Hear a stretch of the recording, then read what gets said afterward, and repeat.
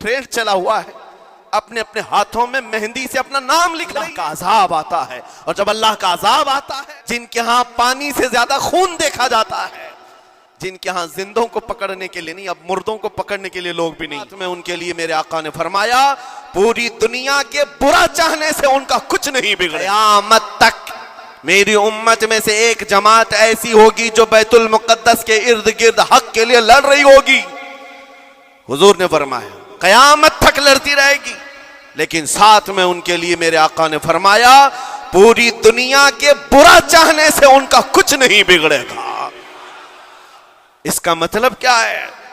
اگر آپ ہم سے پوچھتے ہیں کچھ نہیں بگڑے گا، حضور نے فرمایا کچھ نہیں بگڑے گا، لیکن ہم تو دیکھ رہے ہیں ان کے گھر تباہ ہو گئے، بچے مر گئے، چھوٹے بچوں کے سروں سے باپ کا سایہ نکل گیا، کسی کے سامنے اس کی ماں کی تڑپتی ہوئی لاش ہے، اور حدیث میں کہا جا رہا ہے ان کا کچھ نہیں بگڑے گا۔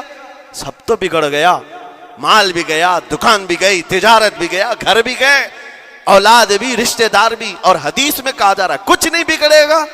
میرے عزیزو یاد رکھو، میرے آقا کا فرمان حق ہے، کچھ نہیں بگڑے گا کا مطلب کیا ہے؟ یہ تمام اسباب جانے کا مطلب یہ نہیں کہ بگڑ گیا، بگڑا تو اس کا ہے جس کا ایمان بگڑ گیا، ایمان جس کا گیا اس کا سب بگڑ گیا۔ اور ہم نے ان بچوں کو دیکھا ہے آج، ارے رات کو سوتے ہیں تو انہیں پتہ نہیں ہوتا صبح ہوگی بھی کہ نہیں ہوگی، لیکن اس کے باوجود ایک دل دہلا دینے والی بات میں بتاتا ہوں، مصر کی سرزمین سے لوگ پانی کے بوتلیں اور ڈبے اٹھا اٹھا کر کے بارڈر پر جا رہے ہیں، لیکن فلسطین غزہ کے وہ مسلمان کہتے ہیں اپنا پانی تم رکھو، اللہ کریم ہمارے لیے کہیں سے اپنی ہی زمین سے پانی عطا کرے گا۔ ان کو لوگ کہہ رہے ہیں کیا آپ نہیں دیکھ رہے وقت کا بڑا فرعون روز الٹیمیٹم دیتا ہے 24 گھنٹے میں علاقہ خالی کرو، نکل جاؤ، گھر خالی کرو۔ کیسا ایمان ہے تمہارا کہ آنے والی بڑی بڑی میزائلوں کا اپنے سینے سے مقابلہ کرتے ہیں، اور کہتے ہیں کل سے ہم یہی تھے، آج بھی یہی ہیں اور یہی رہیں گے اور اسی مٹی میں دفن ہو جائیں گے۔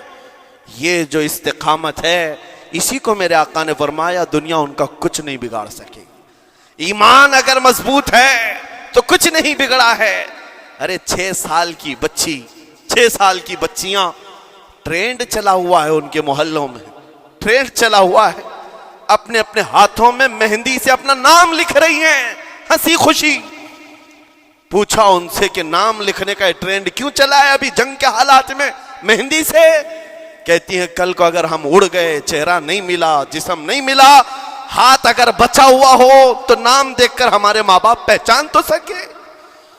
شہادت کا یہ جذبہ، شہادت کا یہ جذبہ 6 سال کے بچوں میں اگر آیا ہے، یقیناً ان کے سینوں میں ایمان موجود ہے، ایمان موجود ہے۔ میرے عزیزو ذرا اپنے حالات پر ذرا توجہ کرو، مولا کریم نے ہمیں کس چیز کی کمی دی ہے؟ کون سی چیز کم آئی ہمارے گھر میں؟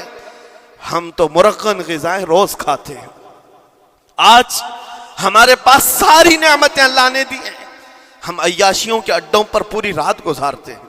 ہمارے شہر آج جس گلی سے گزر جائیں، صبح کی اذان تک یہاں گپے لگاتے ہوئے کھڑے رہے۔ اے میرے عزیزو، حالات تو ہمارے ایسے ہیں کہ کھا کھا کر کے چربیاں چڑھ گئیں، ہمیں ان کا کیا احساس ہو پائے گا؟ ان کا کیا احساس ہو پائے گا جن کے ہاں پانی سے زیادہ خون دیکھا جاتا ہے، جن کے ہاں زندوں کو پکڑنے کے لیے نہیں، اب مردوں کو پکڑنے کے لیے لوگ بھی نہیں ہیں۔ عزیزان گرامی وقار، جنازہ اٹھانے کے لیے لوگ پورا دن انتظار کرتے ہیں، کوئی نہیں ہے پرسان حال۔ ان سب حالات کے باوجود میں نے ایک بچے کو بھی وہاں سے یہ کہتے ہوئے نہیں سنا کہ ہم پر بہت بڑا ظلم ہو رہا ہے، ہم کو یہاں سے نکال لو، مدد کرو، کوئی آؤ، نہیں۔ وہ سب صرف اتنا ہی کہتے جو کچھ ہو رہا ہے ہم اللہ کے پاس جا کر کہیں گے، یہ سارے معاملات ہم اللہ کی بارگاہ میں شکایت کریں گے۔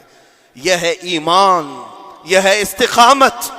اور میرے آقا صلی اللہ تعالیٰ علیہ وسلم کے فرمان عالی شان کے مطابق ان کے لیے اتنی ہی بڑی دولت کافی ہے۔ آخر میں اتنا کہوں گا، اسرائیل کے کتے اور سالم مل کر اینٹ سے اینٹ بجا دیں، ان کے ٹکڑے ٹکڑے کر کے راکھ کر دیں، تب بھی ہم کہیں گے فتح تو بیت المقدس کی ہی ہے، فتح تو ان مظلوموں کی ہے جن کے پاس کھونے کے لیے کچھ نہیں تھا، پھر بھی وہ ڈٹے رہ گئے۔